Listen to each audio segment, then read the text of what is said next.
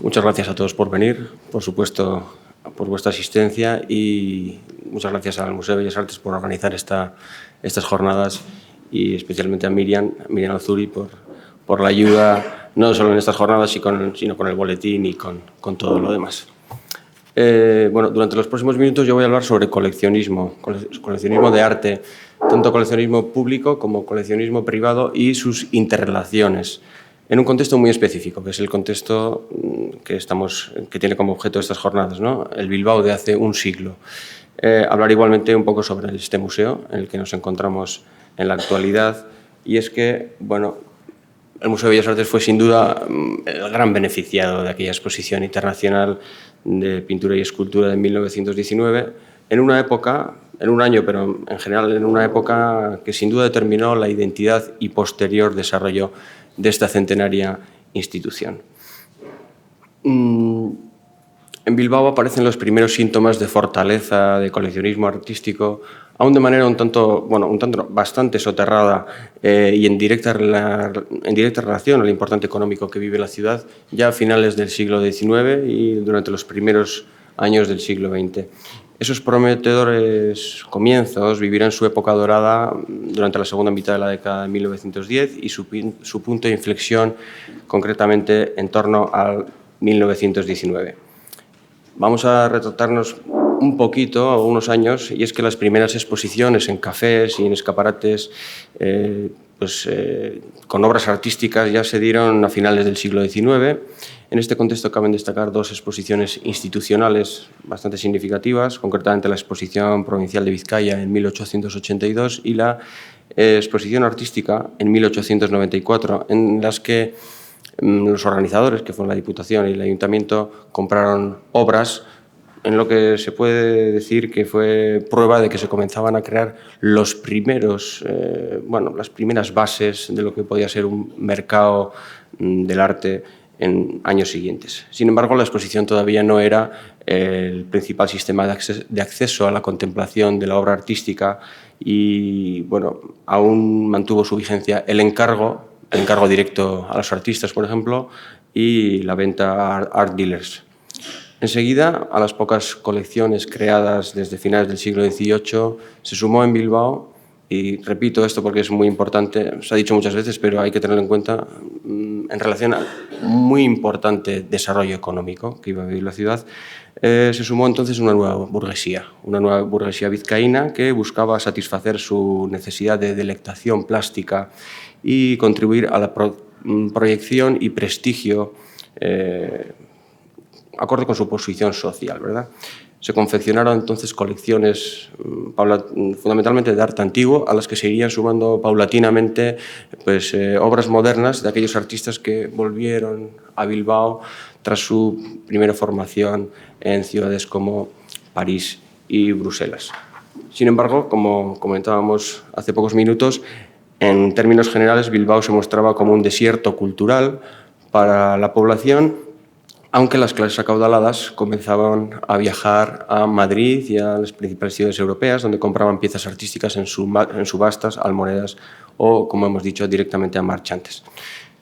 ¿Qué tipo de coleccionismo era? Bueno, era un tipo de coleccionismo fundamentalmente de tipo burgués, más cercano al modelo catalán que al madrileño, este último aún ligado a la aristocracia, y que se desarrolló en un contexto de un mercado condicionado por la pérdida y dispersión que había sufrido el patrimonio nacional durante las décadas anteriores, y es que, entendida su labor como protección durante los años siguientes, dicha preocupación llegaría desde los coleccionistas particulares a las instituciones públicas, todo ello en el marco de una profesionalización del sistema artístico.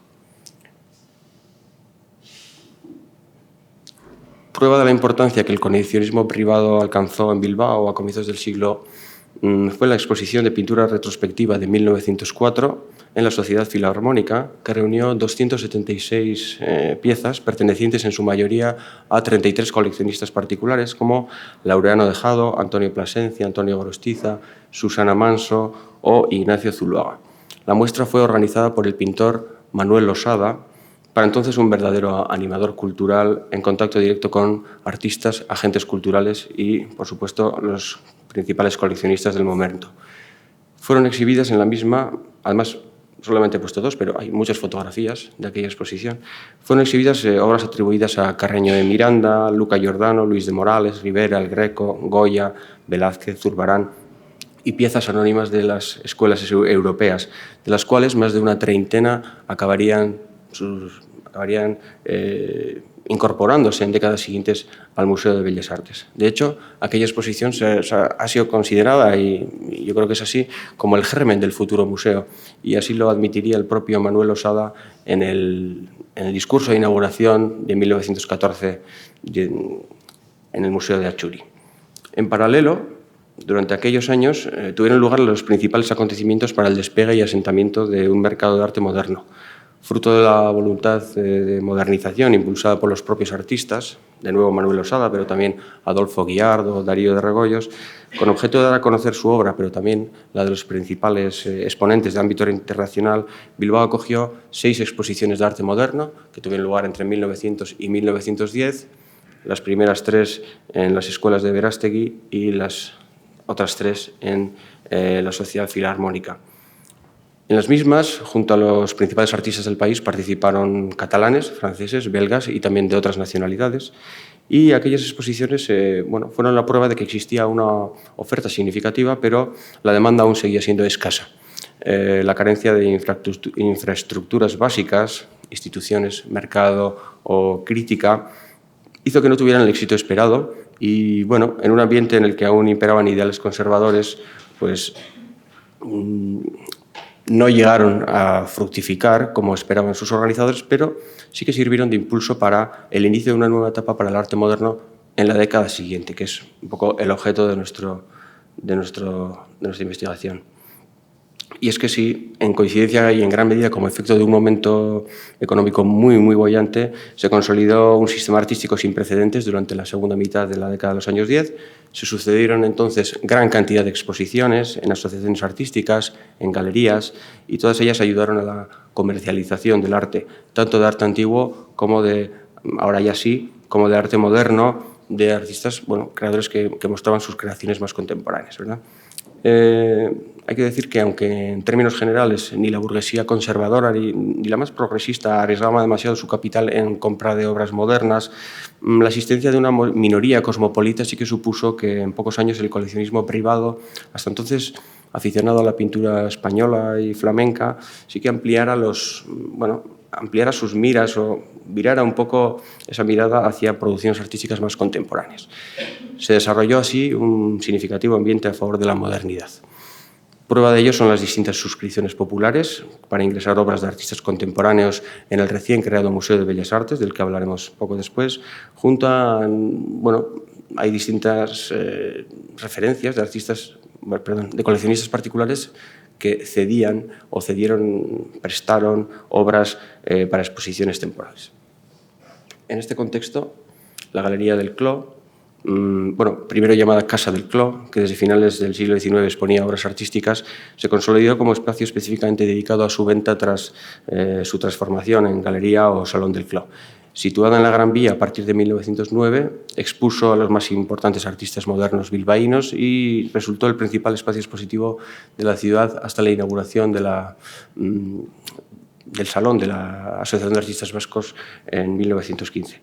Del Clos mostró obras de artistas como Ángela Roque, Manuel Osada, Benito Barrueta o Aurelio Arteta, pero igualmente acogió exposiciones de arte antiguo, como la exposición de arte religioso antiguo en 1913 o la exposición de arte retrospectivo en 1920, cuyo catálogo vemos en la imagen, con casi 80 piezas atribuidas a Caravaggio, El Greco, Frans Hals, Rivera, Tiziano o Tintoretto, procedentes de The Art Collectors Association de Londres, en la que el Museo de Bellas Artes adquirió la Sagrada Parentela de Herrera el Viejo.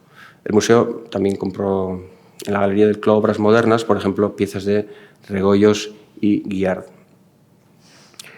En los años posteriores a la Primera Guerra Mundial también acogieron pequeñas exposiciones establecimientos como el Salón Artístico, la Casa Mapei y la Casa Ormaechea, junto a otras dedicadas a actividades comerciales.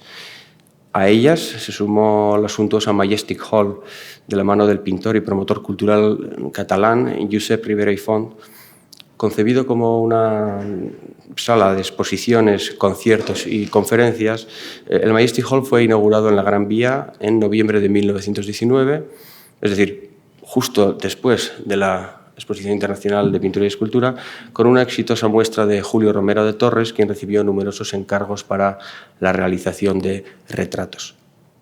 Aquella nueva galería, que desarrolló una política expositiva ecléctica y comercial, acogió entre 1919 y 1921 exposiciones de creadores como Sonia Delaunay, Evaristo Valle, José Benlliure, Daniel Vázquez Díaz, Daniel Zuloaga o Ricardo Verdugo Landi, y varias muestras de moda también. Por su parte, la ya citada Asociación de Artistas Vascos, que se había creado en 1911, aunó a la práctica totalidad de artistas vascos comprometidos con la modernidad parisina y vino a responder a la ausencia de infraestructuras expositivas hasta ese momento. Ayudó entonces a desarrollar una sensibilidad en favor del arte moderno, una sensibilidad artística contemporánea, ¿verdad? Apoyó a los creadores más jóvenes, promovió el arte vasco en ciudades como Madrid, Barcelona, pero también en París y en Bruselas, y participó, como seguramente comentará Ismael Manterola posteriormente, participó en la organización de la Exposición Internacional de 1919, erigiéndose en la asociación de referencia para todos los artistas vascos hasta la Guerra Civil. Tras su primera muestra en la Sociedad Filarmónica en 1912, la celebración de exposiciones colectivas e individuales en el Salón de la Gran Vía continuó con regularidad. Estos años, concretamente entre 1916 y 1921, acogió, fundamentalmente con objeto de dar a conocer a sus asociados, pero también a artistas nacionales e internacionales, cerca de 80 exposiciones, homenajes a artistas fallecidos como Guiard y Guinea, así como de otros artistas consolidados como Maestu, Iturrino, Zuloaga, Los Zubiaurre, Quezala o Tellaeche, junto a una clara apuesta por la nueva generación a partir de 1918. Es una cosa muy a tener en cuenta porque eran muy jóvenes, como quiere decir que eran verdaderamente, había una verdadera apuesta por la juventud, con exposiciones, como digo, a partir de 1918 de artistas como Genaro Urrutia, José Benito Vicandi, Asunción Asarta, José María Ucelay o Ernesto Pérez Orue. También expuso a catalanes como Ramón Pichot o Santiago Rusiñol y a pintores españoles con buena acogida en círculos vascos como Cristóbal Ruiz. Y concretamente en 1919 sí que fue un año muy próspero para la Asociación de Artistas Vascos. Llevó a cabo una importante difusión del arte vasco en España y en el extranjero, como la exposición de arte español en el Petit Palais de París y en la exposición hispano-francesa de Zaragoza, y al mismo tiempo hizo una interesante apuesta por traer a la capital vizcaína ejemplos de creadores vanguardistas. Entre las mismas citaremos brevemente las muestras de Celso Lagar en septiembre de 1918 y en abril de 1919, que resultaron un acontecimiento sin precedentes, con cierta repercusión entre sectores artísticos, en la que el público bilbaíno sí que pudo conocer lo que el artista llegó a llamar planismo, que mezclaba aspectos fauvistas, cubistas y futuristas. Celso Lagar dedicó 3 pinturas a la capital vizcaína, entre ellas este puerto de Bilbao, que se constituye en la imagen del territorio que más debe a las vanguardias históricas y que desde 1996 forma parte de la colección de este museo. Y en paralelo a la inauguración de la Exposición Internacional de las Escuelas de Verástegui, concretamente a partir del 27 de agosto de 1919, las salas de la Asociación de Artistas Vascos acogieron una exposición dedicada a Sonia y Robert Delaunay, de quienes ya hemos hablado, y María Dolores Jiménez Blanco nos ha dado un contexto muy interesante para entender qué es lo que hacía en ese momento, ¿verdad? Además, se puede ver claramente que al mostrar una veintena de óleos y cerca de 15 acuarelas que se caracterizan fundamentalmente por ritmos geométricos circulares y colores vivos, siempre entre la abstracción y la figuración, pues aparecen, no me había fijado, pero cuando lo has citado, pues me ha venido enseguida esa imagen, ¿no?, de los círculos concéntricos, ¿no? También, además de pinturas y dibujos, se expusieron estudios de vestidos de Sonia, como los realizados para el ballet Cleopatra. Entre las escasas compras documentadas en aquella exposición se encuentra esta acuarela sin título de Sonia, adquirida por el entonces director de la asociación, Antonio Quezala, que fue uno de los pocos artistas del foco bilbaíno que mostró afinidad por la plástica de vanguardia. Del mismo modo, cabe destacar que una versión de una de las piezas allí presentes, concretamente Mujer desnuda leyendo, realizada por Robert en 1920, es propiedad del Museo de Bellas Artes tras la donación de Javier de Bengoechea en 1979. Bueno, como ya se ha dicho anteriormente, Sonia y Robert Delaunay, que desde el estallido de la Primera Guerra Mundial residían entre Portugal y España, se acercaron al País Vasco en verano de 1919. Ya habían estado en el 14, como bien se ha sido señalado, estuvieron con Vázquez Díaz, también estuvieron con Diego Rivera o también el pintor Zárraga mexicano, etc. Para entonces ya Sonia se movía entre los círculos de la aristocracia española, para la que llevaba a cabo vestidos, decoró interiores de sus mansiones, etc. Poco antes, como bien ha sido señalado antes, había abierto en Madrid la boutique Casa Sonia y con motivo de su éxito pues, se planteó abrir distintas sucursales en Barcelona, Bilbao, San Sebastián y, como se ha dicho, en París. En esta última, en San Sebastián, donde veraneaba su clientela madrileña, mostró diversos objetos con muy buena acogida en la floristería Villa Mara Luisa y también aquí en Bilbao, estuvo en Las Arenas, etc. Concretamente, en noviembre de 1919, quiero decir, en el recién inaugurado Majestic Hall presentó creaciones de la Casa Sonia, vemos una fotografía, para que el artista diseñó un dispositivo con cortinas coloristas. Sonia Delaunay recibió varios encargos en su estancia en Vizcaya y llevó a cabo trabajos de decoración en casas particulares de Neguri, en el Teatro de los Campos Elíseos y en el Club Náutico de Bilbao. A comienzos de 1920, la Asociación de Artistas Vascos presentó 2 muestras de interés. En febrero acogió la primera exposición individual de Asunción Asarta, que solamente contaba con 15 años. Expuso más de 60 pasteles y dibujos en los que predominaban escenas infantiles, en una exitosa muestra con buena acogida entre los artistas afines al novecentismo. El crítico Estanislao María de Aguirre alabó en la revista Arte Vasco el antiacademicismo y la técnica pictórica del artista, defendiéndola de aquellos que le habían juzgado de los habituales tópicos a la hora de abordar el arte realizado por mujeres. En 1922, esta pintura suya, La sala de mi colegio, fue adquirida por la Diputación Vizcaína para pasar poco después al Museo de Arte Moderno, donde el artista participaría igualmente en la exposición de artistas vascongados en 1926. Sin embargo, desgraciadamente, prácticamente no queda rastro de la trayectoria posterior de Asunción Asarta. A continuación, el Salón de la Gran Vía de la Asociación acogió 2 conferencias del pintor vanguardista uruguayo Joaquín Torres García, quien inauguró una exposición de sus obras junto a esculturas de Quintín de Torre. Aquí vemos que no es el Joaquín Torres García que nos ha presentado María Dolores Jiménez Blanco al principio, cercana al novecentismo, sino que ya el siguiente, ¿no? El que está interesado en el carácter mecánico y cosmopolita de la vida moderna, con escenas de máscaras, relojes, puertos, construcciones, etc. Este bello bodegón con máscaras presente en la exposición, que actualmente forma parte de la colección Patricia Phelps de Cisneros, formó parte durante muchos años de una colección particular bilbaína.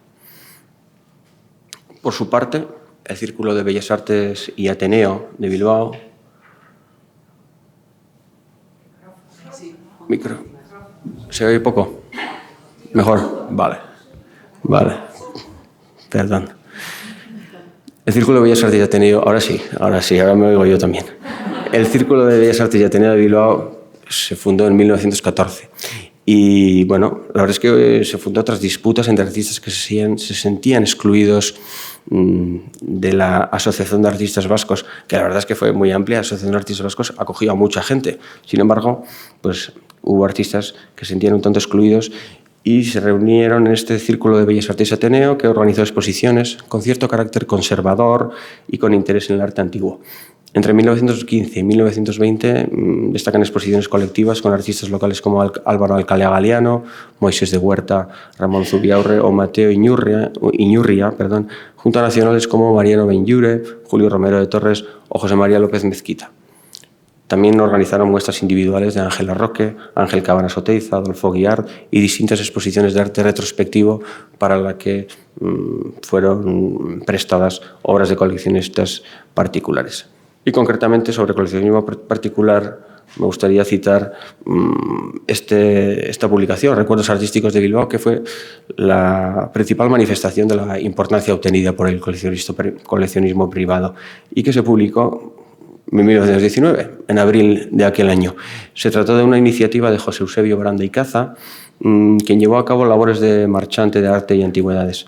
En la solicitud de subvención para la publicación que presentó a la Junta de Cultura Vasca, que dependía de la Diputación, Baranda y Caza subrayaba la existencia de una verdadera riqueza artística digna de ser reconocida y admirada, y en la terminología de la época decía muestra del progreso espiritual y económico de la ciudad. Este Recuerdos Artísticos de Bilbao estaba dividida en dos grandes secciones, arte antiguo y arte moderno, y por eso utilizamos esta terminología, porque era la de la época y nos sirve a nosotros para entenderlo. Reunía las principales obras artísticas de la ciudad, de instituciones, de asociaciones, pero fundamentalmente de una veintena de coleccionistas particulares. Y entre ellos, algunos de los que hemos citado, como Ramón Resjauregui, Eugenio Luis Bayo, Laureano Dejado, Horacio Echevarrieta, Antonio Plasencia, como no, Ramón de la Sota y Llano o Eugenio Leal, que todos ellos abrieron los salones de sus mansiones para mostrar obras, especialmente pintura, pero también había objetos como relojes, relicarios, casullas, etc.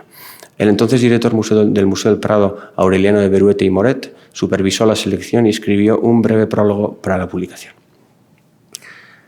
Recuerdos Artísticos de Bilbao respondía al afán por mostrar la calidad de las colecciones bilbaínas y la necesidad personal de los coleccionistas por reafirmar su estatus social, ¿no?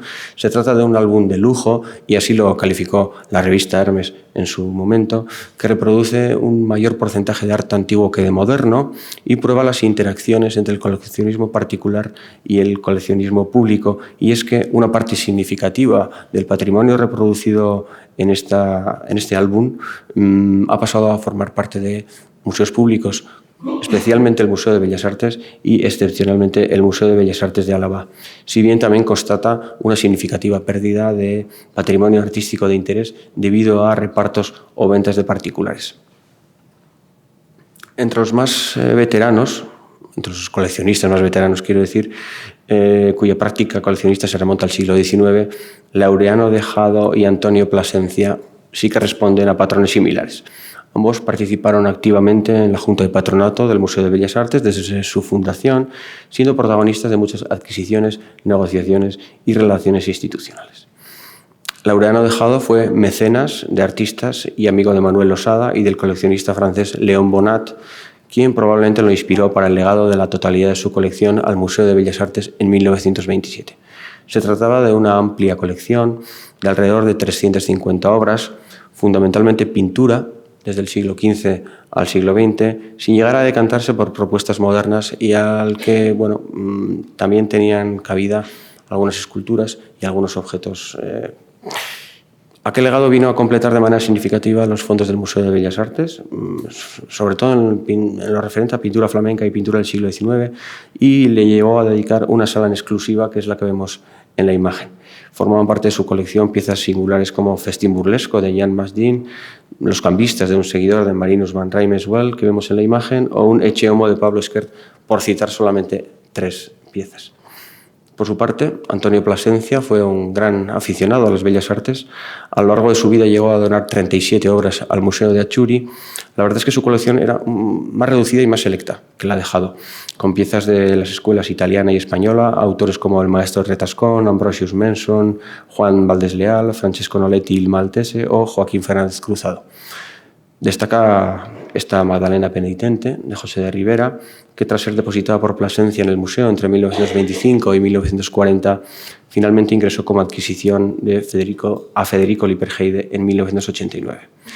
A pesar de que se decantaba por el arte antiguo, Plasencia también tenía obras de arte moderno, por ejemplo, obras de Guinea y Arteta. Otro coleccionista fue Ramón de la Sota y Llano, empresario y afín al nacionalismo, que participó en numerosas iniciativas culturales, erigiéndose en adalid de una familia con gran poder económico, político y cultural en aquellos años. Reunió una amplia colección importante, igualmente de arte antiguo como de arte moderno. encontramos especialmente representantes de la escuela española, caso del Greco, Carreño de Miranda, Sánchez Coello, Ricardo de Madrazo o Goya. De este último, por ejemplo, de Goya, poseía este retrato de Martín Zapater y también el vuelo de brujas. El primero fue legado en 1980 al Museo de Bellas Artes por su hijo Ramón de la Sota y Aburto, junto a una piedad de Luis de Morales, y el segundo acabó, como muchos de ustedes saben, en el Museo del Prado. Pero Sota también contaba con ejemplos de escuelas europeas de autores como Anton van Dyck, David Teniers, Veronés, entre otros. Y en cuanto a la pintura vasca, reunió obras de Zamacois, Bringas, Guiart, Regoyos, Arteta, Barrueta, Guezala, es decir, los principales artistas modernos del momento. También poseía pinturas de artistas catalanes, como por ejemplo Rusiñol, Casas o Pichot. Ramón de la Sota fue amigo de artistas contemporáneos, ¿no? Como Guiart y Zuluaga, quienes no solamente eran amigos, sino que actuaron para él como asesores. Papel que también igualmente desarrolló Aureliano de Beruete. Durante la Guerra Civil, los bienes de la familia Sota fueron confiscados y el proceso de recuperación de la colección por parte de sus herederos resultó sumamente compleja. Por su parte, el industrial Horacio Echevarrieta, partícipe de las élites políticas españolas, compiló una importante colección artística que respondía, al igual que en el caso de la Sota, a un coleccionismo típicamente burgués. Reunió piezas atribuidas al Greco, Valdés Leal, Goya, Claudio Coello o Canaletto, junto a distintos creadores modernos vascos y extranjeros. La familia Echevarrieta, que ofreció protección a Guiart, Iturrino o Durrio, se hizo además de los mencionados con piezas de los principales artistas vascos, pero, y esto me gustaría remarcar, también tenía artistas modernos internacionales, y es una característica que diferenciaba a Echevarrieta de los demás coleccionistas, con obras de Pissarro, Courbet, Renoir, Sisley, Van Gogh o Gauguin. En este contexto, uno de los pocos que perfiló su colección en exclusiva al arte moderno fue Eugenio Leal, activo protagonista en el ambiente artístico bilbaíno, miembro de las juntas de patronato del Museo de Bellas Artes y del Museo de Arte Moderno, poseía piezas de Echevarría, como vemos en la imagen, Barrueta, Regoyos. Suyo era, por ejemplo, El Gallinero, que está en la actualidad en el Museo de Reina Sofía de Madrid, pero también tenía obras de Maestu, Iturrino o Celso Lagar. El Museo de Arte Moderno de Bilbao, por ejemplo, ingresó a finales de la década de los años 20, procedentes de la colección de Eugenio Leal, piezas de Daniel Vázquez Díaz, Echevarría o Iturrino. Y también dos litografías de Cézanne, que son seguramente conocidas entre el público de Bilbao, pequeños y grandes bañistas, que fueron expuestas en la Exposición Internacional de 1919, también formaron parte de la colección de Leal e ingresaron en el museo en 1933.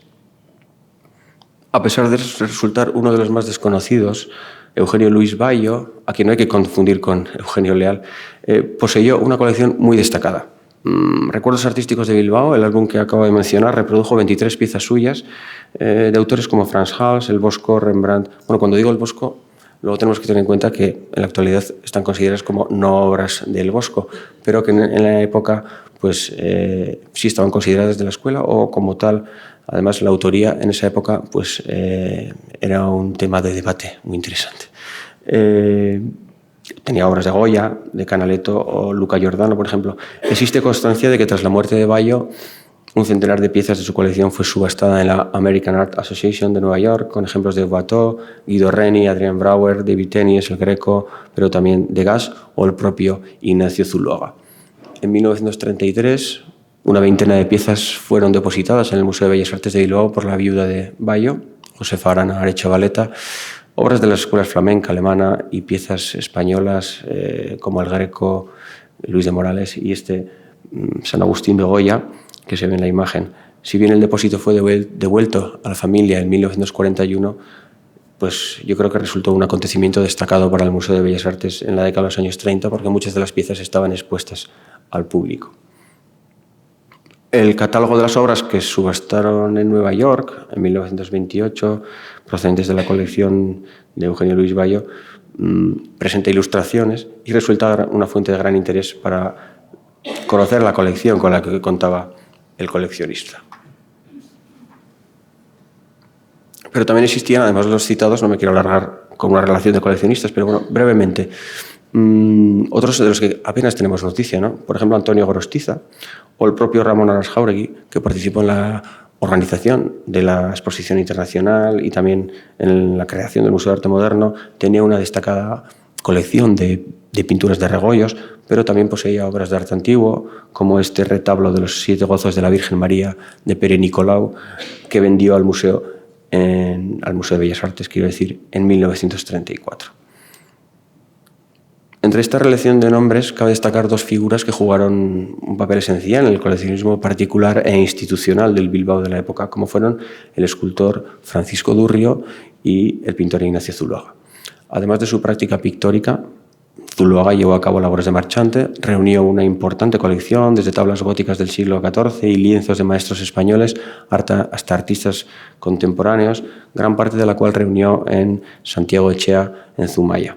De lo más preciado reunido por Zuloaga fueron sus obras de El Greco, de quien llegó a reunir más de una decena y se erigió en uno de los principales protagonistas en la recuperación artística y mercantil del pintor. En la fotografía, por ejemplo, se puede observar la magnífica Visión de San Juan del Greco, que finalmente acabó sus días en el Metropolitan de Nueva York. Por su parte, Durrio también tenía una colección artística con obras de Van Gogh y Picasso, aunque entre las mismas quizá destaca su importante lote de piezas de Gauguin. Durrio también llevó a cabo una importante labor de marchante desde París para sus amistades y para el Museo de Bellas Artes, en ocasiones desprendiéndose de piezas de su colección para paliar una complicada situación económica personal.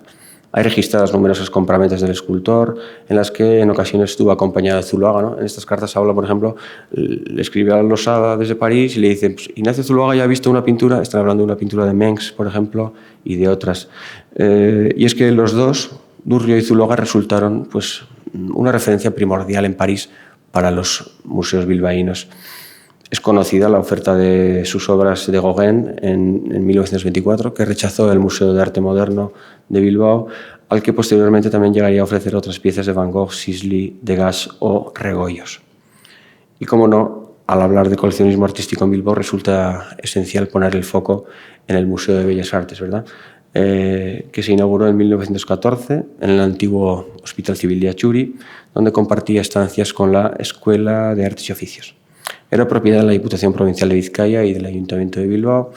De su dirección se hizo cargo Manuel Losada y una junta de patronato cuyos protagonistas fueron, junto a algunos políticos, pero los verdaderos protagonistas fueron los vocales vecinos, así se les llamaba, que eran coleccionistas, artistas y críticos, que debido a su activa participación y su continuidad en el tiempo lograron implicar a los principales agentes del sistema artístico local.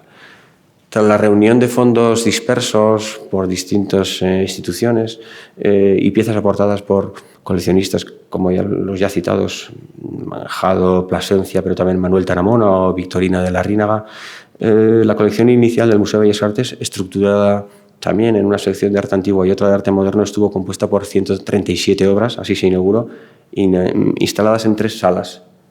Mira, ¿se ve el puntero? Sí, estas eran las 3 salas del museo. Esta era la sala principal y luego había estas 2 pequeñas. Y una de las pequeñas era la dedicada a la sección de arte moderno. Aquí vemos la sala grande con el acceso a las otras 2 salas, y esta que se ve en el fondo es la de arte moderno, que vemos aquí con obras de Arteta, Guinea, etcétera, etcétera. Durante sus primeros 10 años, el Museo de Bellas Artes se nutrió de depósitos y donaciones y de adquisiciones. La Diputación se implicó a fondo al aportar piezas de arte moderno y también la concesión de partidas extraordinarias para la compra de obras de arte antiguo. Al mismo tiempo, el museo continuó recibiendo un importante número de donativos, algunas de ellas piezas clave en las futuras colecciones. A pesar de las dificultades debidas a la fluctuante situación del mercado, a la falta de financiación, siempre están quejando de que no tienen dinero, ¿no? De la estrechez de los espacios, siempre se quejan de que tampoco tienen sitio. El Museo de Bellas Artes, aún así, pudo llevar a cabo una política de adquisiciones autónoma y regular. La Junta de Patronato manejó gran cantidad de ofertas y opciones de compra, especialmente durante estos años. Manuel Losada viajó repetidamente a Madrid, también a París, para examinar obras de interés, aunque también los rechazos igualmente fueron abundantes, fundamentalmente por falta de liquidez o por encontrar igualmente obras por encontrar que las obras ofrecidas pues, no tenían demasiado interés. La presencia de coleccionistas en la Junta de Patronato, quiero insistir en ello, permitió que el museo estuviera informado de la situación del mercado. Del mismo modo, mantuvo contacto directo con historiadores como Elías Tormo, Manuel Bartolomé Cosío o Juan Allende Salazar, y con artistas como los ya citados Durrio o Zuloaga, cuya actuación como intermediarios resultó pues, muy importante para el éxito de muchas transacciones.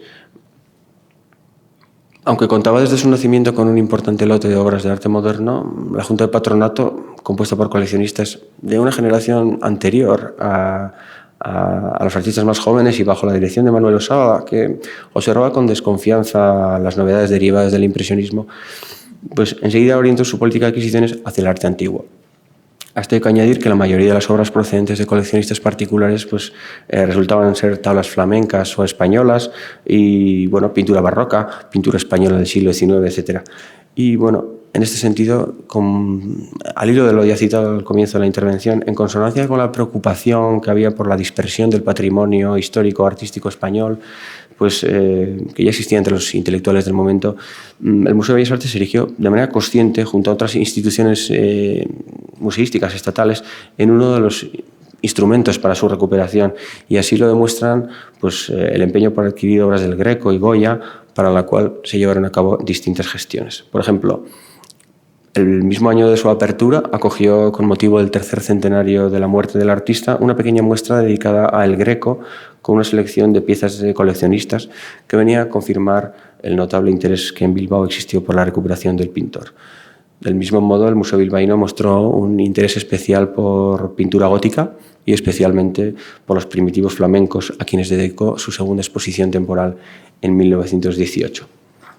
Sin embargo, si bien tradición y modernidad no llegaron a considerarse nunca contrapuestas, las tensiones se manifestaron. A este respecto destacan las solicitudes de compra y las solicitudes las suscripciones públicas que se llevaron a cabo, que posibilitaron al museo incorporar obras de arte moderno, ¿no? Entre 1915 y 1921 ingresaron por suscripción popular pinturas de Zuloaga, Larroque, Iturrino, Barrueta, Daniel Vázquez Díaz, que llegaría a ser uno de los artistas preferentes del Museo de Arte Moderno ya en la década de los años 20, o también de Cristóbal Ruiz. Y en este sentido cabe mencionar los reproches hacia el carácter conservador del Museo de Bellas Artes por parte del principal crítico del momento, Juan de la Encina, que en 1918, por ejemplo, defendió desde las páginas de la revista Hermes que el museo debía ser un museo de arte moderno. Y además daba un argumento de peso, que era que no era posible constituir un museo de arte antiguo que mereciera la pena, aparte de su apuesta clara por la modernidad. Pero, a pesar de su orientación fundamentalmente conservadora, entre 1914 y 1924, el Museo de Bellas Artes de Bilbao sí que se hizo eco, debido a las suscripciones populares, debido al impulso hacia la modernidad que supuso la Exposición Internacional de Pintura y Escultura, sí que se hizo eco de la confirmación y asimilación de lenguajes modernos que había tenido lugar en el arte vasco entre finales del siglo XIX y comienzos del siglo XX.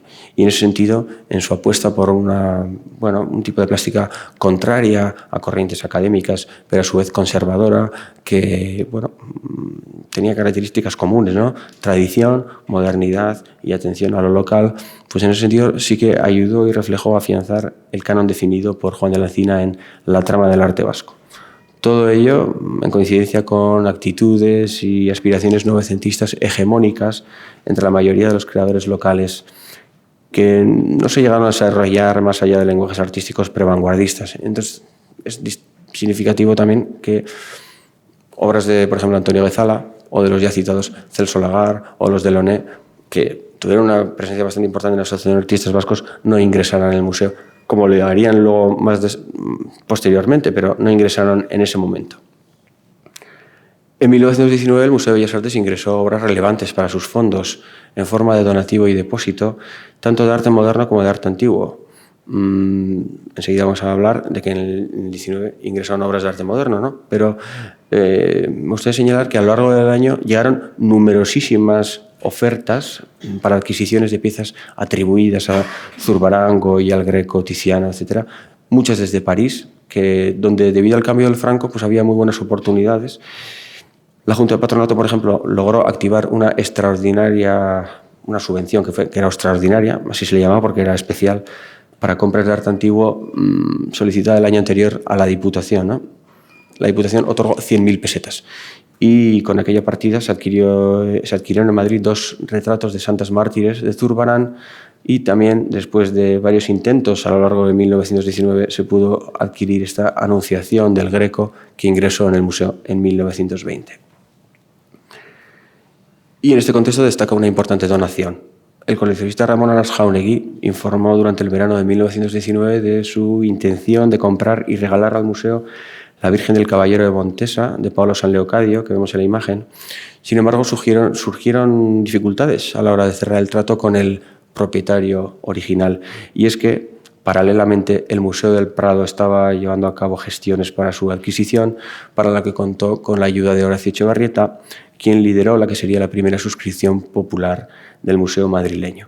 En Bilbao sí que se formó cierta polémica en la prensa y así, pero bueno, finalmente pues Aras Jauregui y por tanto el Museo de Bellas Artes se quedaron sin la ansiada tabla.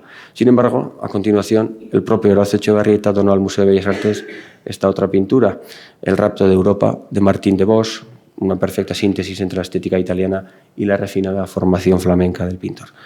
Resulta significativa la participación de Echevarrieta en ambas operaciones, que aunque refleja su afición por el arte, la donación al Museo Bilbaíno, con el que al contrario de que otros coleccionistas no tuvo apenas relación, se puede entender quizá como un gesto de compensación tras su participación en la suscripción popular al Museo del Prado.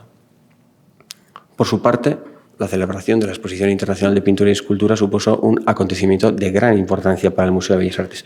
Y no me voy a detener especialmente en este tema porque no tenemos tiempo y además, como luego va a hablar Ismael Manterola sobre el tema, pues solamente un par de pinceladas. El jurado del certamen adquirió, con el presupuesto asignado para la Diputación, 22 obras en total, 12 pinturas, 8 aguafuertes y 2 esculturas, que además tenemos la ocasión de poder ver ahora mismo en breves minutos, en vivo y en directo. Destaca especialmente la obra de Gauguin, ¿no? En la que ya se identifican los visos del que será su lenguaje artístico maduro y que resultó además, tras la unanimidad mostrada por los miembros del jurado, de la primera obra del artista en una colección pública española. Entre los representantes extranjeros también son remarcables las pinturas de Paul Sérusier o Les Idaner y esta mujer sentada con un niño en brazos de la norteamericana Mary Cassatt. Y es que, dicha pieza resulta, quiero decir que destaca porque es una muy buena pintura, pero al mismo tiempo también es un hito en el coleccionismo de arte realizado por mujeres, caso bastante insólito en la España de la época. En cuanto a los representantes nacionales, encontramos piezas de José Gutiérrez Solana, que logró la segunda plaza en la votación del jurado, y además se trató también de la primera obra del artista en pasar a una institución pública. También en catalán Anglada Camarasa, uno de los artistas de mayor interés, que mayor interés alcanzó en Bilbao en aquellos años, y con la partida dedicada al arte vasco se compraron 2 retratos de Juan de Echevarría, uno de los artistas mejor promocionados en la exposición y que no estaba representado en el museo hasta ese momento. Y antes hemos visto esta imagen, pero es que procedente de la exposición internacional del museo, procedente de la exposición internacional, esta obra también ingresó en el Museo de Bellas Artes. Suponía la tercera pintura de Ignacio Zuluaga en la colección, este retrato de la condesa de Mathieu de Noailles, que fue adquirida en la sorprendente cantidad de 100.000 pesetas por Ramón de la Sota y Llano y a continuación fue donada al museo. En el marco de la exposición internacional tuvo lugar el intento de 2 suscripciones populares con destino al Museo de Bellas Artes. Por un lado, se creó una comisión formada por coleccionistas, artistas y aficionados para la adquisición de este Campesinos de Gandía, de Anclada Camarasa. La Junta de Patronato también tuvo noticia de otra suscripción para adquirir una obra titulada Salomé, de Julio Romero de Torres, que, como hemos dicho antes, inauguraba el Majestic Hall. Sin embargo, a pesar de que el museo, leyendo las actas de las juntas se ve eso, ¿no? A pesar de que el museo llegó a acordar la participación en ambas suscripciones, pues ninguna de las 2 se llegó a concretar. En años siguientes, la Diputación de Vizcaya sí que continuó con su compromiso de aportar obras de arte moderno al Bellas Artes. Ejemplo de ello es el lote de obras adquiridas en el tercer Congreso de Estudios Vascos de Guernica en 1922, en la que se incluyen jóvenes promesas como Ucelay, Vicandi, Asarta o Urrutia, y que tendrían su sitio en el Museo de Arte Moderno en años siguientes. Sin embargo, ya a comienzos de los años 20, el ambiente artístico bilbaíno sufrió un claro declive debido a la crisis económica y política de comienzos de esos años 20, quiero decir, que desembocarían en la dictadura de Primo de Rivera. Y eso dio lugar a un estancamiento en las exposiciones y, por tanto, a una clara paralización del mercado. En 1924 se crea el Museo de Arte Moderno y el Museo de Bellas Artes, por tanto, como pierde una sección, inicia una nueva etapa. Una nueva etapa en la que concentró sus esfuerzos en el arte antiguo, como es lógico, y aumentó la colección mediante importantes adquisiciones, como este excelente San Sebastián de Ribera ese mismo año, en 1924, y también recibió numerosas donaciones y legados en el año siguiente. Por ejemplo, el 27 hemos dicho que recibe el legado de Laureano de Jado. Y por su parte, el Museo de Arte Moderno, que se crea como consecuencia de los anhelos cosmopolitas y con la Exposición Internacional de 1919 como principal empujón, abre sus puertas, como digo, en Bilbao en 1924, en unas estancias en la parte trasera de lo que hoy es el Palacio de la Diputación, bajo la dirección del pintor Aurelio Arteta, siempre con una vocación de ser una institución comprometida con la creación contemporánea de su entorno más cercano. Ambos museos se fusionaron bajo el nombre de Museo de Bellas Artes e iniciaron una próspera etapa en un edificio de nueva planta en la ubicación en la que nos encontramos en este momento. Para terminar, me gustaría decir que, al contrario que las colecciones de museos nacionales, que tienen como origen y núcleo los conjuntos de obras artísticas ligadas a la aristocracia y a la monarquía, las colecciones de arte bilbaínas se erigieron desde la ausencia de una tradición, lo que ha derivado en un tipo de coleccionismo tardío y de carácter singular. ¿Por qué digo esto? Porque fundamentalmente se caracteriza por la colaboración entre los principales sectores del mundo del arte, coleccionistas, críticos, artistas y asociaciones, y las instituciones públicas. Junto al Museo de Arte Moderno de Madrid, que antes nos ha hablado la profesora María Dolores Jiménez Blanco, que estaba, como bien ha dicho, anclado en el conservadurismo y academicismo de la capital española, los principales focos del coleccionismo público de arte contemporáneo durante el primer tercio del siglo XX, quiero decir, fueron Barcelona y Bilbao, ¿no? Ambos mantenidos con corporaciones municipales y provinciales. No tengo mucho más que decir a lo que se ha dicho, porque ambos tienen algunas cosas en común, ¿no?